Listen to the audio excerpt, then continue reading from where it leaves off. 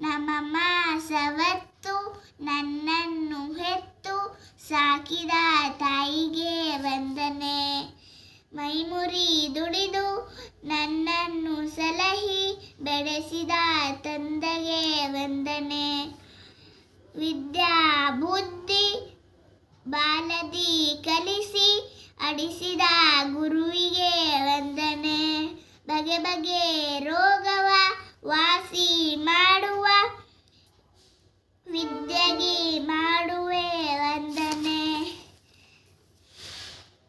ನಿತ್ಯಗಿ ಮಾಡುವ ಅನ್ನವ ನೀಡುವ ರೈತ